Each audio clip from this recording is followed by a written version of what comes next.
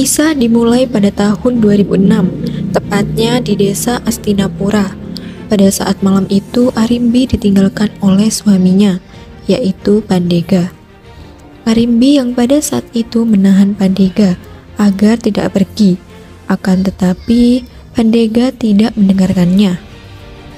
Ia kemudian memberikan benda pusaka dan tanpa mengatakan apa-apa kepada Arimbi. Saat beberapa bulan Pandega meninggalkan Arimbi, Ratri datang ke rumah Arimbi, yang mana ia adik dari Arimbi.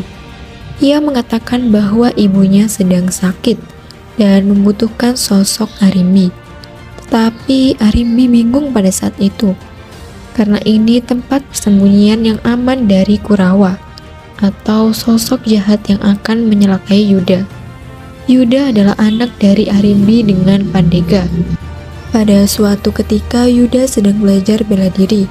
Sejak saat kecil ia selalu diajari bela diri dan pendidikan oleh orang tuanya. Saat malam hari, Arimbi dan Ratri didatangi sosok tak dikenal memanggil nama Arimbi. Ternyata mereka menginginkan benda pusaka yang diberikan Pandega kepada Arimbi untuk disimpannya. Lalu Arimbi mengatakan kepada Ratri untuk membawa Yuda pergi bersamanya. Ketika Ratri membawa Yuda pergi, Arimbi diserang oleh mereka dengan mengambil akal sehatnya, dan Ratri kemudian tewas di tempat. Tiba-tiba benda pusaka itu menyelamatkan Arimbi dengan Yuda. Mereka lolos dari kejaran sosok pria tersebut. Dan beberapa hari berlalu, muncul berita yang mana di desa Astinapura tepatnya banyak orang meninggal secara misterius. Hal itu membuat desa Astinapura terlihat menakutkan karena teror dari seseorang. 15 tahun kemudian, Yuda yang sudah beranjak dewasa mengalami kesulitan hidup dan ia baru saja kehilangan pekerjaannya. Dan Arimbi yang hilang ingatan karena serangan yang terjadi di masa lalu. Mereka tinggal di rumah kontrakan yang kecil, yang mana mereka beberapa kali tidak membayar kontrakan tersebut. Uang dari pekerjaannya itu pun tidak cukup untuk membayarnya.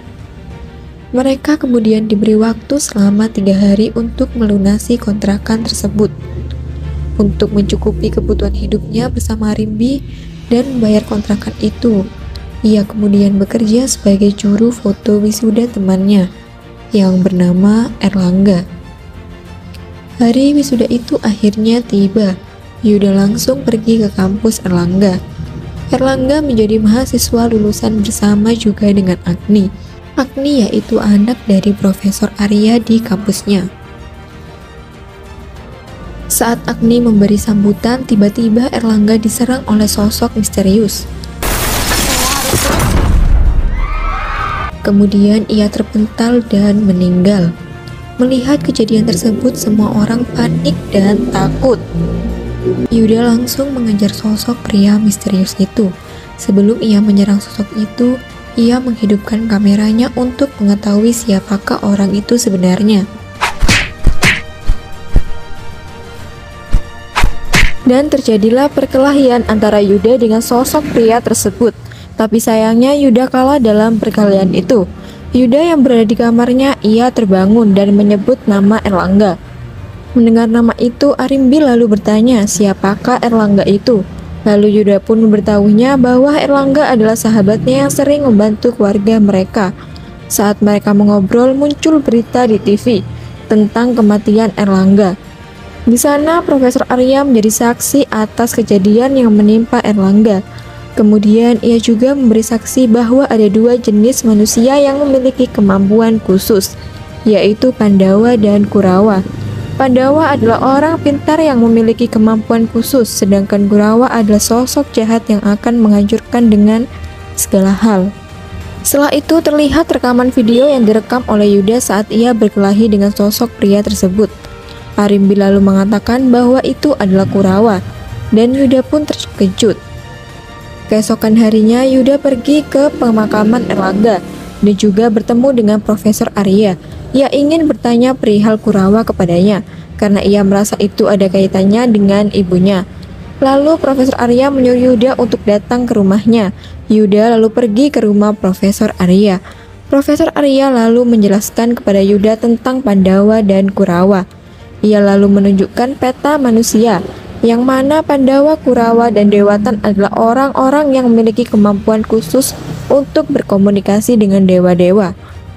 Dan ia juga menjelaskan bahwa Pandawa dan Kurawa musuh bebuyutan. Lalu Yuda mengatakan apakah Erlangga seorang Pandawa. Lalu Profesor mengatakan jika dilihat dari sikap dan perilaku Erlangga, ia bisa dipastikan seorang Pandawa. Lalu Yuda mengingat bahwa Kurawa lah yang pada saat itu menyerang ibunya. Berdasarkan sifat dan perilaku Kurawa, ia adalah pelakunya. Namun ingatan itu bisa diambil kembali. Keesokan harinya Yuda pergi ke rumah Erlangga. Ia mengembalikan barang yang telah dipinjamnya ke Erlangga. Ibunya yang mengetahui mereka telah akrab, ia menyuruh Yuda untuk mengembalikannya sendiri ke dalam kamarnya. Saat ia sedang meletakkan barang Erlangga, Agni datang dan menanyakan kepada Yuda, apakah ada rahasia yang disimpan oleh Erlangga. Yuda pun menjawab tidak, akan tetapi Agni tidak percaya. Lalu ia menawarkan kepada Yuda akan memberi peta manusia yang disimpan oleh ayahnya untuk mengetahui siapa yang telah mengambil ingatan ibunya. Sebagai gantinya, Yuda harus memberitahu rahasia Erlangga kepada Agni, karena ia memiliki firasat bahwa ia akan menjadi incaran selanjutnya. Yuda langsung menggeledah kamar Erlangga dan menemukan catatan Cafe Voila Paris 13 September, tepatnya jam 4. Dan hari itu bertepatan juga dengan tanggal 13 September. Mereka yang penasaran akhirnya pergi ke Cafe Voila untuk mengetahuinya, dan sampailah mereka di kafe tersebut. Mereka menunggu cukup lama dan tidak terjadi apa-apa. Akhirnya mereka memutuskan untuk pulang. Saat mereka perjalanan pulang, ia dikejar oleh beberapa orang, dan mereka pun kejar-kejaran. Mereka kemudian bersembunyi di gang sempit, namun mereka berdua telah dikepung oleh sekelompok orang tersebut. Tak ada jalan lain, mereka akhirnya berkelahi dan menghadapi para Kurawa tersebut. Agni dan Yuda kalah karena jumlah Kurawa cukup banyak. Lalu Agni kemudian akan dipukul dengan sebuah kapak. Yuda pun menyelamatkannya. Tiba-tiba anak panah memanah sekelompok Kurawa tersebut, yang mana ia adalah sosok yang akan menyelamatkan mereka. Dan para Kurawa itu pun akhirnya kalah. Dan di saat itu juga sosok anak kecil menyelamatkan mereka. Mereka kemudian kabur dengan memasuki mobil yang sudah berada di tempat kejadian. Agni dan Yuda kemudian dibawa ke tempat persembunyian pria panah dan anak kecil itu. Sesampainya mereka di sana, Agni ketakutan dan bertanya siapa mereka. Si pria berpanah itu bernama Danan Jaya, dan GG adalah bocil hacker pintar. Mereka berdua adalah Pandawa, dan mereka juga yang mengupload video rekaman Yuda pada saat ia berkelahi dengan Kurawa. Lalu ada seorang nenek-nenek yang bernama Meripat, yang mana ia seorang Kurawa. Mendengar itu, Yuda sontak kaget, dan GG menjelaskan bahwa Meripat adalah Kurawa yang baik. Lalu nenek itu mengobati luka Yuda dengan kemampuannya. GG lalu mengambil benda pusaka untuk melihat apakah Agni dan Yuda Kurawa atau Pandawa. Dan benar saja mereka adalah Pandawa. Yuda yang masih merasa heran, ia bertanya, apakah mereka juga teman-teman Erlangga? Mereka pun menjelaskannya dalam sebuah video yang diunggah oleh Erlangga, yang dimana video itu berisi penelitiannya tentang kiamat, yaitu kebangkitan Kurawa dan kehancuran Pandawa. Di situ menjelaskan bahwa zaman dahulu ada peperangan antara keluarga Pandawa dengan keluarga Kurawa, yang sengaja dibuat oleh Dewata dan untuk membersihkan alam dari orang-orang serakah. Dan perang ini dimenangkan oleh Pandawa. Tetapi panglima terakhir Kurawa yang bernama Aswatama tidak terima dengan kekalahannya, dan ia lalu melepaskan senjata Narayanastra untuk membunuh Pandawa. Demi melindungi Pandawa, senjata itu dilumpuhkan atas tindakan Dewata menghukum Aswatama dan mencabut kekuatan yang berbentuk permata. 15 tahun yang lalu, sebuah meteor jatuh di wilayah utara kota Astinapura. Diduga benda itu adalah permata Aswatama yang sengaja untuk membuka jalan perang kembali. Kebangkitan Kurawa mulai terlihat dengan banyaknya kerusakan alam, korupsi, hutang piutang, pandemi yang sengaja dibuat. Dan tidak hanya itu, banyak sekali nyawa-nyawa Pandawa yang menjadi korban kebebasan Aswatthama. Untuk menghambat gerakan Kurawa, pemerintah secara rahasia membentuk pelindung Pandawa. Sayangnya, lembaga itu ditentang pejabat dan tokoh-tokoh politik yang dianggap pemicu di kalangan anak-anak muda. Atas desakan itu, gerakan akhirnya dibubarkan dan dianggap organisasi terlarang dan berada dalam ancaman. Dan akhirnya Kurawa dengan leluasa mencari nyawa Pandawa untuk kebebasan Aswatthama. Lalu Erlangga mengatakan bahwa Aswatthama akan kembali lagi dan akan menuntut balas kepada seluruh Pandawa. Kemudian GG mengatakan bahwa keberadaan mereka di kafe itu memancing Kurawa. Dan Dananjaya mengatakan bahwa tanpa Erlangga proyek ini tidak akan jalan dan tidak mau ada korban lagi. Lalu mereka bertiga pergi keluar. Yuda saat itu cemas terhadap keadaan ibunya pun segera pulang. Sesampainya ia dikontrakan, ia tidak menemukan ibunya, hanya kertas yang bertuliskan Bukit Tetuka. Dan tanpa berlama lagi mereka semua pun pergi ke bukit itu. Sesampainya mereka di bukit itu terdengar suara tembakan, dan Yuda semakin panik. Yuda langsung mencari-cari keberadaan Arimbi. Ia kemudian bertemu dengan ibunya yang mana dalam keadaan sudah sembuh kembali. Arimbi kemudian menyuruh Yuda untuk segera pergi dari bukit itu. Lalu kemudian mereka pergi dari bukit tersebut. Di perjalanan mereka dihadang oleh sosok misterius yang sedang mengincar benda pusaka itu. Mereka kemudian diserang. Agni dan Yuda melakukan perlawanan, akan tetapi mereka berdua kalah. Tetapi lagi dan lagi, Dananjaya datang menyelamatkan mereka. Akan tetapi nyawa Arimbi sudah tidak tertolong. Sebelum ia meninggal, ia mengatakan kepada Yuda di mana tempat ia menyembunyikan benda pusaka yang dulu Pandega memberinya.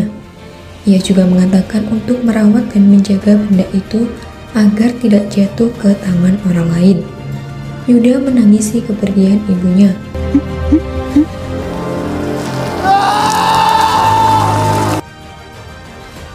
Lalu mereka bertiga pergi untuk mencari benda pusaka tersebut.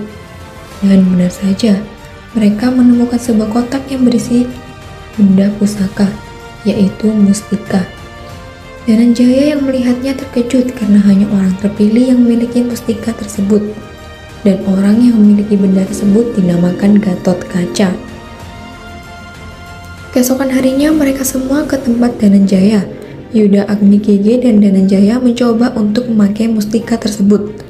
Mereka melakukan dengan cara apapun, tetapi benda itu tidak berfungsi. Tidak berfungsi, apa mereka tidak tahu ya guys ya? Di Roja Ningrat, Labur Dening Pangestuti. Keesokan harinya, mereka mengamati sebuah foto seseorang. Lalu Yuda pun bertanya siapakah orang itu. Dananjaya lalu menjelaskan bahwa ia adalah orang yang telah membunuh keluarganya. Dan ia masih dicari oleh Dananjaya sampai saat ini. Dan pada saat itu Dananjaya mengajak mereka semua pergi ke sebuah candi. Dan di candi tersebut Dananjaya menyuruh Yuda untuk memukul benda pusaka mustika itu sambil membayangkan orang yang dibencinya. Lalu Yuda pun melakukannya, dan benar saja mereka semua berhasil. Akan tetapi Yuda tidak bisa menahan kekuatan benda pusaka itu. Alhasil Dananjaya akan memanah Yuda. Kemudian semua orang melarang Dananjaya untuk melakukannya. Akan tetapi Dananjaya tetap akan memanahnya. Semua orang tidak menyangkanya bahwa Yuda bisa menangkis dengan satu tangan dan menghancurkan anak panah itu. Lalu mereka semua senang karena Yuda adalah sosok Gatot Kaca. Mereka kemudian kembali ke tempat persembunyian mereka. Yuda yang tidak enak badan itu karena efek dari benda pusaka tersebut. Lalu mereka semua setuju untuk melanjutkan proyek Satria Dewa yang dibuat oleh Erlangga. Keesokan harinya mereka semua menggunakan kostum misterius agar identitas mereka tidak diketahui. Di tempat lain, kelompok Kurawa berkumpul.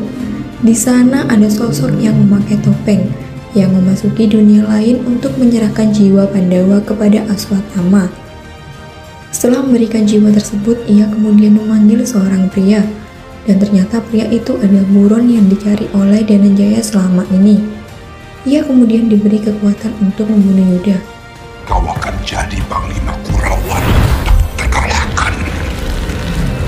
Jangan sampai gagal. GG yang berada di tempat persembunyian sedang melakukan hacking, dan ia mendapat informasi bahwa ada pembunuhan orang Pandawa. Mereka semua pergi menyamar untuk mencari tahu siapa orang di balik itu semua dan mendapatkan identitas orang tersebut. Mereka kemudian mendapat informasi dari GG bahwa pelaku pembunuh orang Pandawa tersebut membuat Yuda sangat terkejut. Kemudian mereka pun segera kembali ke tempat persembunyiannya. Di sana Yuda, Agni, dan Dhananjaya menggeledah sebuah tas. Dan di sana terdapat foto Arimbi, dan di saat yang bersamaan GG juga memberi informasi bahwa pelakunya adalah Pandega. Yuda yang mendengar hal itu terkejut dan teringat saat ia masih kecil ketika ditinggalkan oleh ayahnya. Kemudian mereka semua mencari solusi dari informasi yang mereka terima. Lalu Yuda ingin menemui Profesor Arya untuk mencari jawaban. Sementara di rumah Agni, Agni dilamar oleh seseorang. Akan tetapi Agni ragu untuk menerimanya, karena ia menyukai pria lain yang mana ia adalah Yuda. Lalu Agni mengatakan bahwa ia masih belum siap. Agni dengan pria itu mengobrol, Yuda datang dan pria itu kemudian marah karena melihat Yuda. Agni lalu mengatakan bahwa ia lebih memilih Yuda. Yuda pun akhirnya membawa Agni pergi untuk menemui Profesor Arya. Lalu kemudian Profesor Arya mengajak mereka berdua ke sebuah tempat. Ia mengatakan bahwa kebangkitan Aswatthama membutuhkan 100 jiwa Pandawa. Lalu Yuda menunjukkan benda pusaka mustika itu kepada Profesor Arya. Akan tetapi Profesor Arya menunjukkan pusaka terlarang itu, yaitu Narayanasta.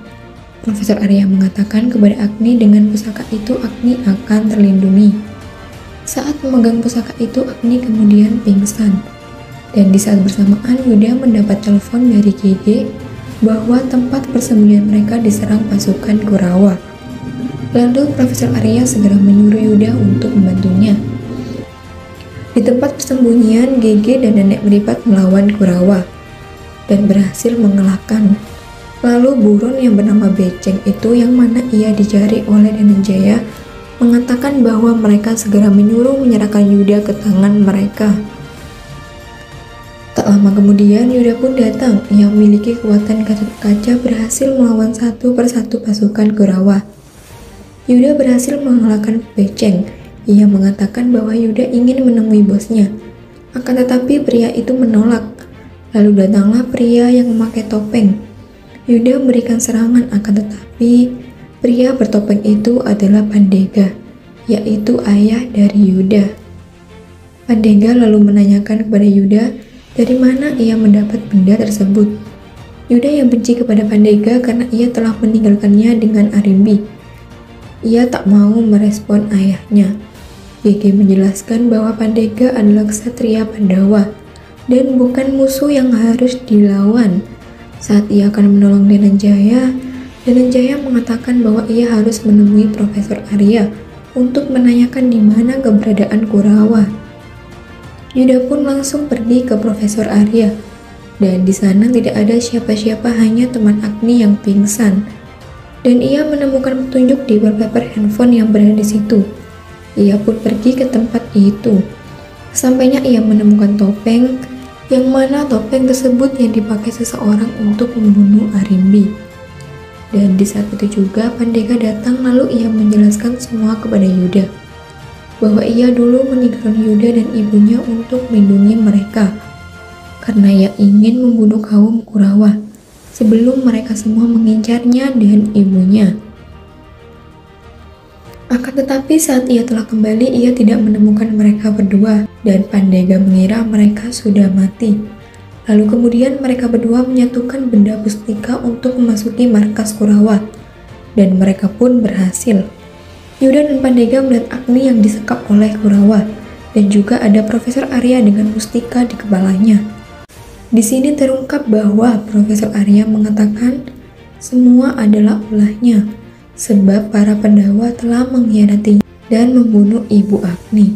Pandega menyuruh Arya untuk kembali ke rumah Profesor Arya, sementara Pandega masih di tempat itu untuk melawan kaum Kurawa. Saat Yuda telah sampai, ternyata benar saja Profesor Arya adalah pelakunya. Yuda kemudian diserang oleh Profesor Arya. Di sini Yuda kesulitan dan Yuda dikagetkan oleh Pandega karena terhempas dari tembok.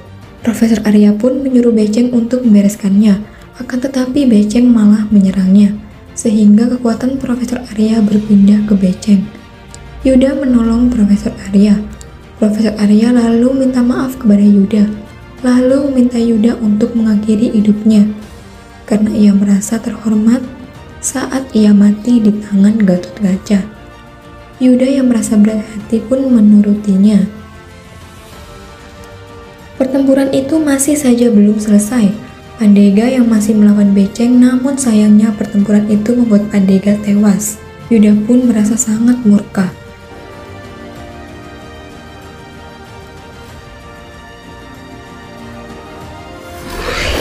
Dia pun langsung berubah menjadi Gatotkaca.